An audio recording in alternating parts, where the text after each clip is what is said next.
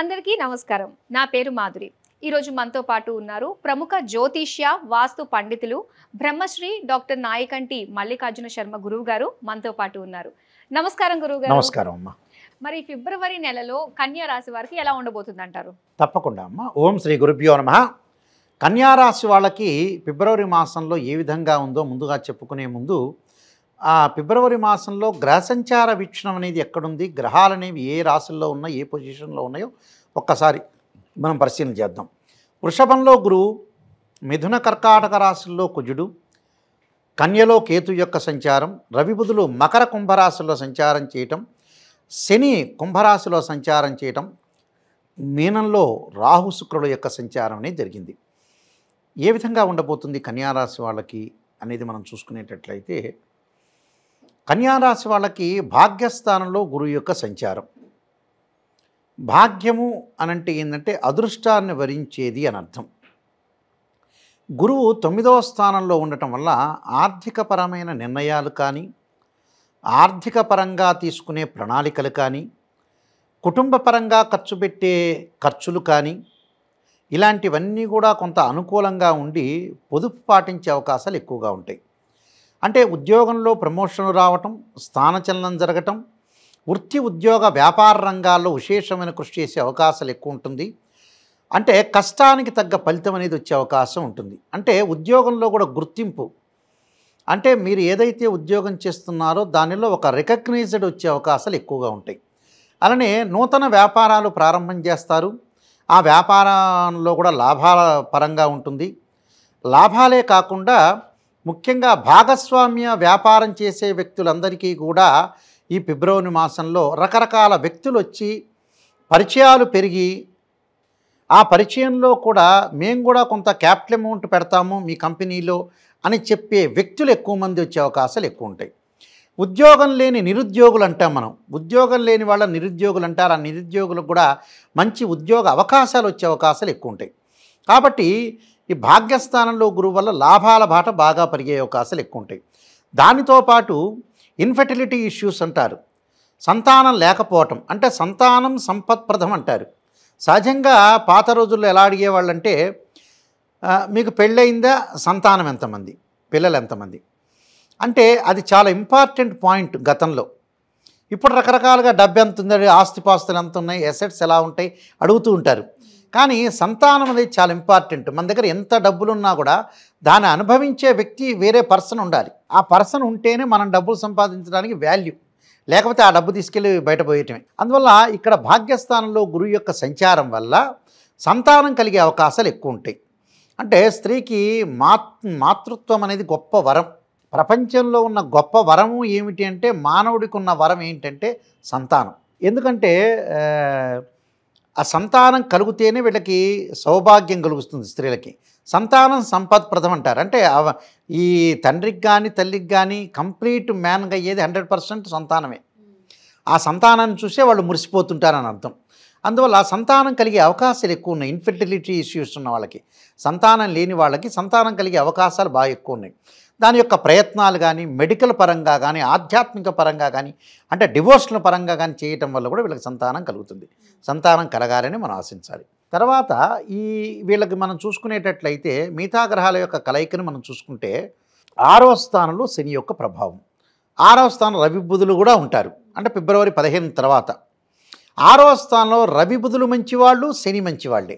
అంటే కన్యారాశి వాళ్ళకి చాలా అద్భుతమైన అవకాశాలు ఉంటాయని అర్థం. అంటే నిష్ణాతులైన వాళ్ళ యొక్క కలయిక, అంటే ప్రముఖ వ్యక్తులతోటి, అంటే ప్రసిద్ధ వ్యక్తులతోటి, అంటే ఎమినెంట్ స్కాలర్స్ తోటి పరిచయాలు పెరుగుతుంటాయి.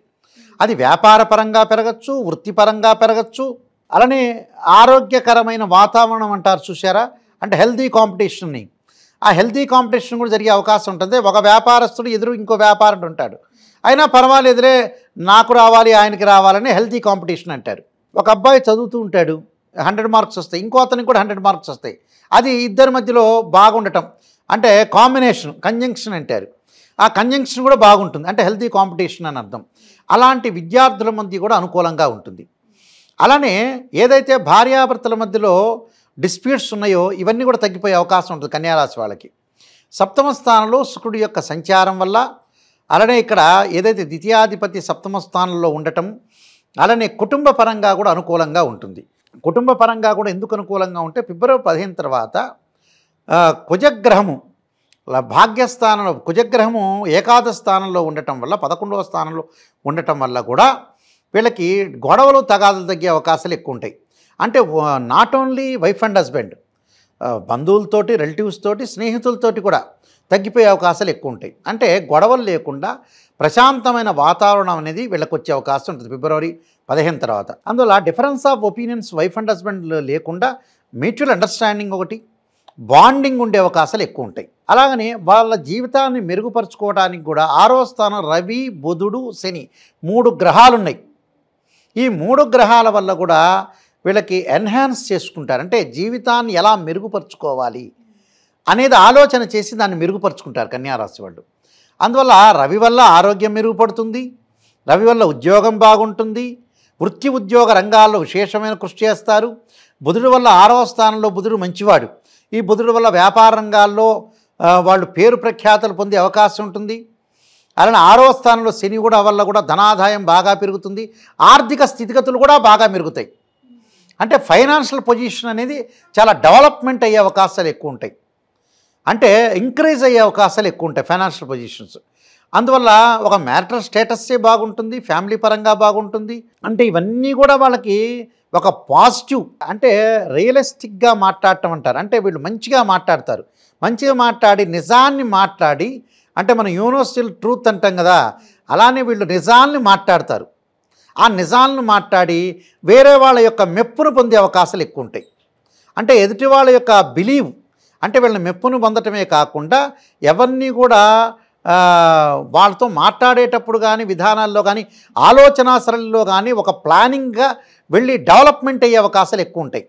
అంటే ఒక ప్లాన్ చేస్తారు, లైఫ్కి నేను ఎలా డెవలప్మెంట్ కావాలి, ఎలాంటి ప్లాన్తో నేను వెళ్ళాలి, ఎలాంటి మూవ్ కావాలి, ఎవరితోటి నేను ఎలా క్యారెక్టర్ బిహేవ్ చేయాలి, ఎలా బిలీవ్ చేయాలి అనే విషయాల్లో వాళ్ళు ఏంటంటే అందరితో బాగుంటారు, కొందరివాడిగా బతకటం ఉండదు, అందరివాడిగా బతుకుతాడు, అందరిలో నేను ఉండాలని ఒక ఆలోచనతోటి సంపూర్ణంగా బుద్ధి అనేది వికసించే అవకాశం అని ఒకటి ఉంటుంది.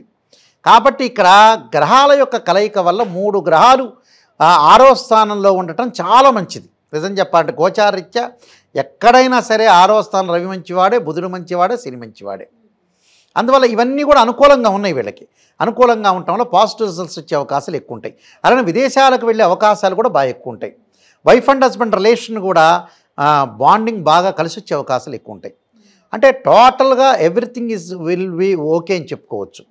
అందువల్ల ఇవన్నీ కూడా బాగుంటాయి, ఏది కూడా డిఫరెన్స్ లేకుండా అందరితోటి హ్యాపీగా ఉండే అవకాశాలు ఎక్కువ ఉంటాయి. కాబట్టి మరికొన్ని రెమెడీస్ చేసుకొని మనం ముందుకు వెళ్ళామనుకోండి చాలా బాగుంటుంది. అలానే స్టూడెంట్స్కి చాలా బాగుంటుంది. స్టూడెంట్స్కి కూడా ప్రాబ్లం ఏం లేదు. స్టూడెంట్స్ పోటీ పరీక్షల్లో కానీ, కాంపిటేటివ్ ఎగ్జామినేషన్ కానీ, ఇండియన్ ఇన్స్టిట్యూట్ ఆఫ్ టెక్నాలజీ ఐఐటీలో కానీ, ఎంసెట్లో కానీ, అదే నీట్ అంటారు, నీట్లో కానీ, తర్వాత బీటెక్ అదే మన ఏదైతే ఎగ్జామినేషన్ రాస్తారో కాంపిటేటివ్ ఎగ్జామినేషన్ కానీ, లా కానీ, ఎంసీఏ కానీ, ఎంబీఏ కానీ ఏదైతే ఎగ్జామ్స్ రాస్తారో వాళ్ళందరికీ కూడా చాలా బాగుండే అవకాశాలు ఎక్కువగా ఉంటాయి.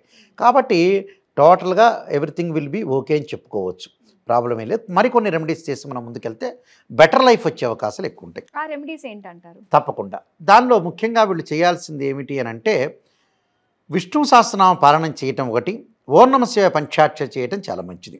అలానే దాంతోపాటు ముఖ్యంగా కేతు గ్రహం అనేది కొద్దిగా అనుకూలంగా లేదు.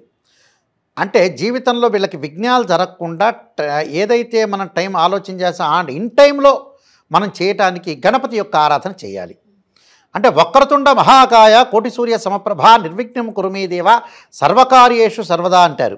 అంటే గణపతిని గరికతోటి బుధవారం రోజున కానీ, అస్థా నక్షత్రం రోజున కానీ సంకష్టహార చతుర్థి వ్రతం ఉంటుంది. ఆ వ్రతం రోజున ఆ వ్రతం చేయటం వల్ల కూడా వీళ్ళకి మంచి జరిగే అవకాశం, అంటే గణపతి ఆరాధన, గణపతి దేవాలయ దర్శనం చేయటం వల్ల కూడా వీళ్ళకి మంచి జరిగే అవకాశం ఖచ్చితంగా ఉంటుందమ్మా. కన్యా రాశి వారికి సంబంధించిన ఫలితాలు తెలియజేసినందుకు ధన్యవాదాలు గురువు. నమస్కారం. చూసారు కదా, కన్యా రాశి వారికి ఎలా ఉండబోతుందో ఈ మాసం తెలుసుకుందాం కదా. అలాగే వచ్చే ఎపిసోడ్లో మనం తులా రాశి వారికి ఎలా ఉండబోతుందో తెలుసుకుందాం. అంతవరకు సెలవు, నమస్తే.